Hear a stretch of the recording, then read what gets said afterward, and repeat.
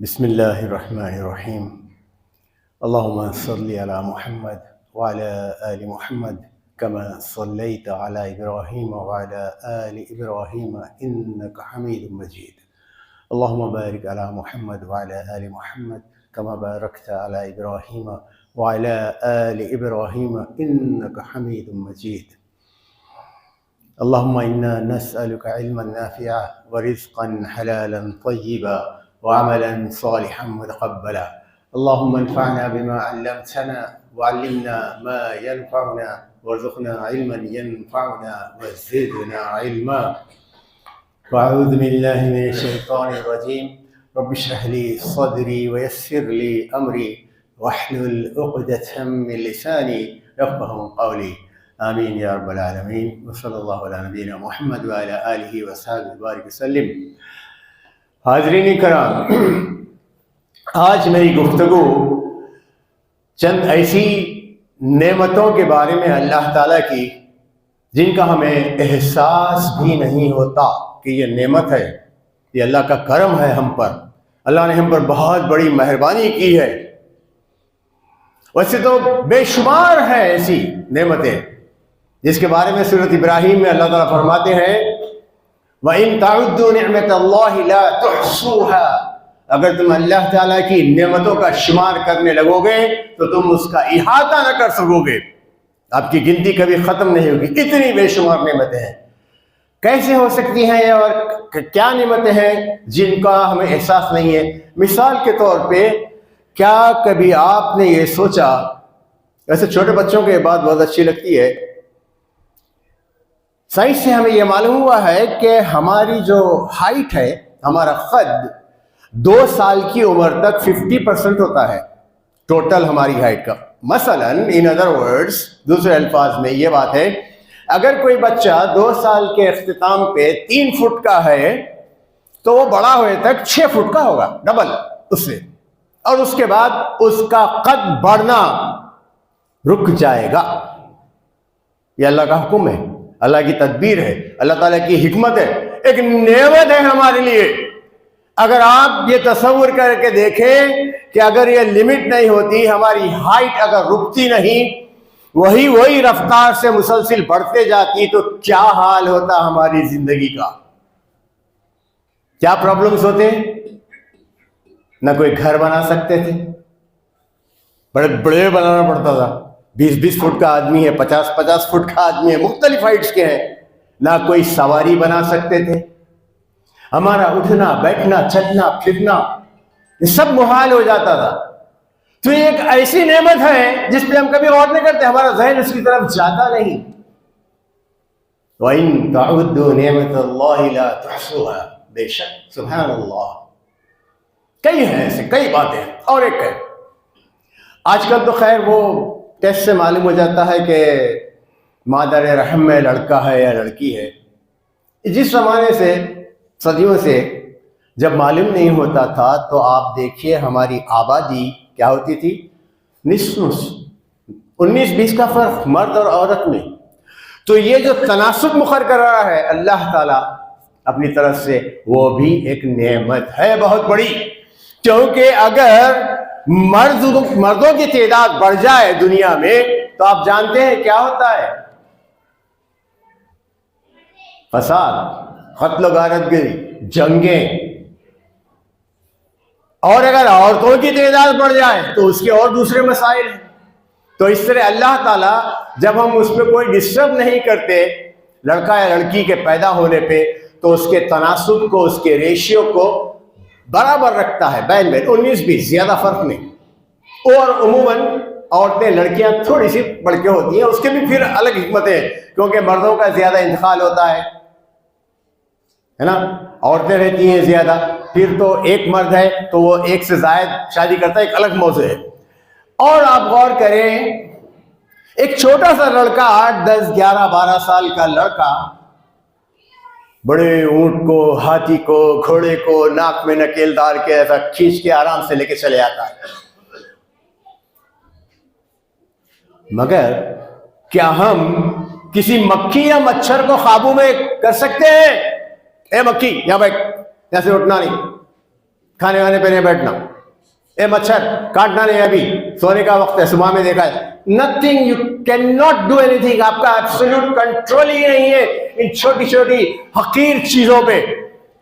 لیکن اونٹ، گھوڑا، ہاتھی، بیل، ان سب پہ کنٹرول ہے. کیوں؟ اللہ تعالیٰ خود جتاتا ہے. یہ سورہ یاسین میں آپ دیکھیں اس اختتام پہ اللہ تعالیٰ فرماتے ہیں اولم يروا انا خلقنا لهم مما عملت ايدينا انعاما فهم لها مالكون وذللناها لهم فمنها ركوبهم ومنها يأكلون افلا يشكرون.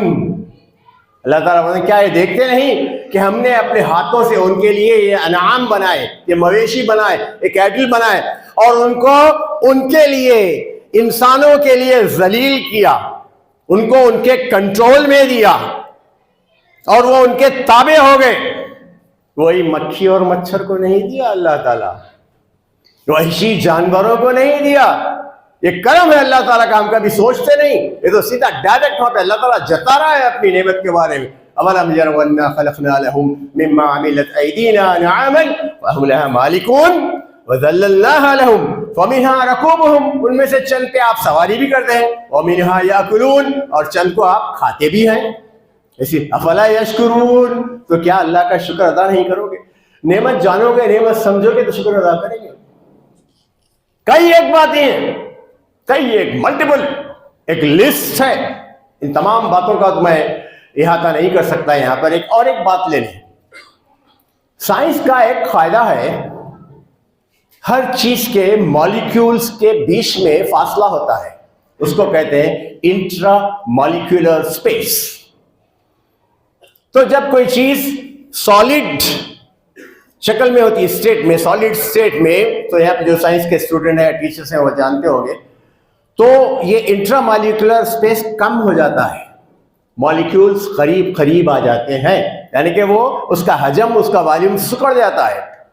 اور جب اس کو گرم کیا جاتا ہے، اس کا ٹیمپریچر بڑھا دیا جاتا ہے، اس کو جب تپش ملتی ہے، انرجی ملتی ہے، تو یہ مالیکولز اس انرجی کو لے کر دور دور ہو جاتے ہیں، ان کا انٹرا مالیکولر اسپیس بڑھ جاتا ہے. تو اس لحاظ سے اس ایلیمنٹ کا، اس عنصر کا حجم بڑھ جاتا ہے. اس کے بعد جب اس کو اور مزید گرم کیا، جیسے پانی ہے نا، گرم کریں آپ 100 ڈگری پہ، وہ بھاپ بنے گا، اڑے گا. کتنا بڑھے گا؟ 1 لیٹر پانی کو جب آپ 100 ڈگری پہ گرم کریں گے تو پورا بھاپ بن کر اس کے حجم میں جو اضافہ ہوتا ہے 1600 گنا، 1 لیٹر 1600، اور اس میں ایک انرجی، ایک قوت پیدا ہوتی ہے.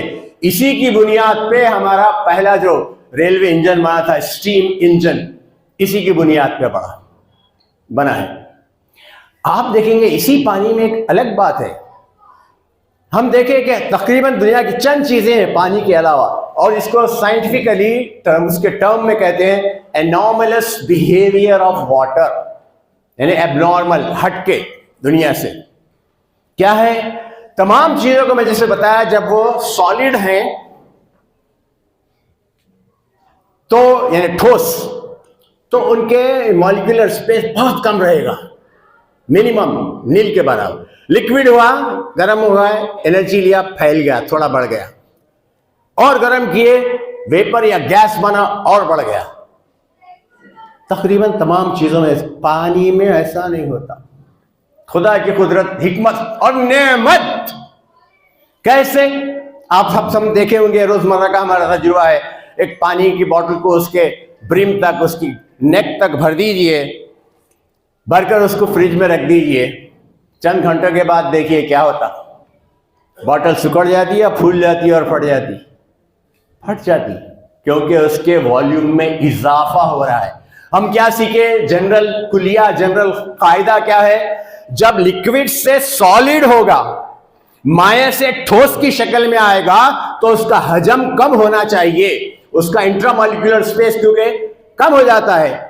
پانی میں ایسا نہیں کیا اللہ تعالیٰ نے.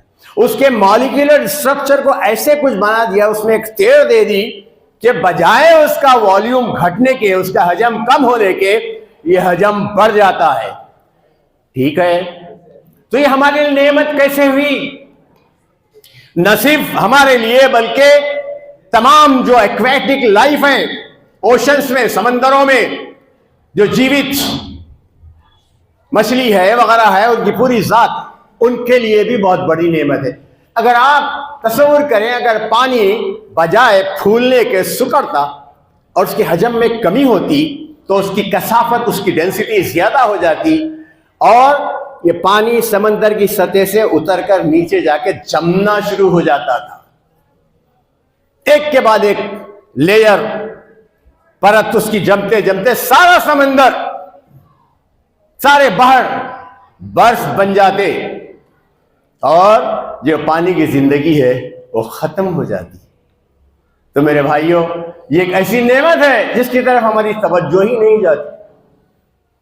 وہ حکیم ہے بہت بڑا، اس نے بنائی ہے حکمت سے، پانی کو حکم دیا کہ جب تم سکڑو گے، ٹھوس بنو گے، لکوڈ سے سالڈ بنو گے تو تمہارا والیوم کم نہیں ہوگا، تمہارا والیوم بڑھ جائے گا اور تمہاری ڈینسٹی بڑھے گی نہیں، تمہاری ڈینسٹی کم ہوگی۔ یہ انورس پروپورشنل ہے، اگر والیوم کم ہوا تو ڈینسٹی کیا ہوتی ہے؟ بڑھتی ہے، اگر والیوم بڑھ جائے تو ڈینسٹی کیا ہوتی ہے؟ کم ہوتی ہے، انورس پروپورشن میں آتا ہے۔ یہ ہوا۔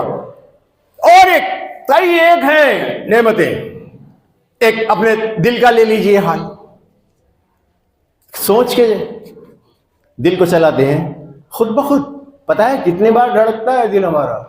24 گھنٹے میں، ایک گھنٹے میں، ایک دن میں تقریباً 1,00,000 مرتبے پمپنگ کرتا ہے اللہ کے حکم سے۔ نعمت ہے یہ، اگر ہمارے اختیار میں ہوتا ہم اس سے چلاتے، بھول جاتے، کچھ ہوتا، پرابلم ہو جاتا۔ ایک چھوٹی معمولی بات ہے، خود بخود، خود کار ہے، آٹومیٹک۔ پھر اللہ تعالیٰ نے ایک بیلنس بھی رکھا ہماری لائف میں، ہم کو بتایا، دیکھ لیا، فیور سے شروع کیے، بخار ہے 98.6 degree Fahrenheit, 37 degree centi grade یا 98.4 بھی کہا جاتا ہے۔ بہت بڑھ گیا، پرابلم، گھٹ گیا، ہائپوتھرمیا کہتے ہیں، وہ بھی پرابلم، ٹیمپریچر اگر کم بھی ہو گیا تو پرابلم۔ ایک بیلنس، یہ حکم ہے اس کو، باڈی کو اس پہ چلنا ہے تم۔ شوگر بڑھ گئی، پرابلم، گھٹ گئی لیول سے تو بھی پرابلم۔ لیول، ایک میزان، ایک بیلنس، ایک اعتدال۔ بی پی کچھ بھی لے لیا، وہ بھی ایک حصہ ہے، بڑھ گیا ہائپر ٹینشن، گر گیا ہائپر ٹینشن، پرابلمس۔ کہاں سے؟ یہ اللہ کے حکم سے ہوتا ہے۔ کس نے بنایا؟ کئی نعمتیں ہیں بے شمار۔ یہ ہماری زمین کو ہی لے لیجئے، پتا ہے اس کا جو سرکمفرنس ہے اس گولے کا 40,000 کلومیٹر سے زیادہ ہے، مور دین 40,000 کلومیٹرز۔ اور یہ فاصلہ اپنے روٹیشن سے اپنے محور کی طرف گھوم کر زمین صرف 24 گھنٹے میں پورا کرتی ہے۔ مطلب آپ اندازہ لگائیں ایک گھنٹے میں کتنے کلومیٹر؟ تقریباً 1,500 کلومیٹر، واٹ ایور حساب ہے، بہت زیادہ، مطلب بتانے کا وہ تعداد نہیں ہے، بہت زیادہ رفتار سے یہ زمین گھوم رہی ہے۔ اب آپ کیا کیجئے، ایک تجربہ کیجئے، ایک لٹو لیجئے، لٹو ہوتا نا، اس پہ کچھ کھانے کے دانے چپکا دیجئے، گھمائیے اس کو، گھوم رہا ہے وہ، تو اس کے کھانے کے دانے اس پہ رہیں گے یا اڑ جائیں گے؟ اڑ جائیں گے، کیونکہ اس میں ایک فورس پیدا ہوتا ہے جس کو کہتے ہیں سینٹریفیوگل فورس، چھٹ چھٹ چھٹ پورے دانے غائب۔ سوال یہ پیدا ہوتا ہے کہ جب ہماری زمین اس رفتار سے گھوم رہی ہے تو ہم کیوں اڑ نہیں جا رہے ہیں اس سے؟ کس نے روک رکھا ہے؟ کس نے باندھ رکھا ہے اس کو؟ سبحانہ و تعالی۔ وَإِن تَعُدُّوا نِعْمَةَ اللَّهِ لَا تُحْصُوهَا۔ بے شک اور یہ زمین کی گردش صرف ایسے ہی نہیں ہے، آپ غور کریں، یہ تو ہے روٹیشن، پھر یہ سورج کے اطراف بھی سال میں ایک چکر مارتی ہے، ریولیوشن، پھر 6 مہینے اس کا نارتھ پول سورج کی طرف ہوتا ہے، تو اس نارتھ پول میں نارتھرن ہیمسفیئر میں گرما کا موسم ہوتا ہے، پھر ادھر آ گئی الٹا، ساؤتھ پول ادھر آ گیا، تبدیلی موسموں کی. نارتھ میں جو ہوتا ہے اس کا الٹ. اب فی الوقت یہاں پہ سردیاں ہیں تو آسٹریلیا میں کیا ہوگا؟ ساؤتھ میں گرمی انتہائی. کون کرتا ہے یہ؟ اور اس کی وجہ سے کیا ہوتا ہے؟ آپ کو آج کل کے اس وسائل کی دنیا میں دنیا کا ہر پھل، ہر موسمی پھل آپ کو مل جاتا ہے.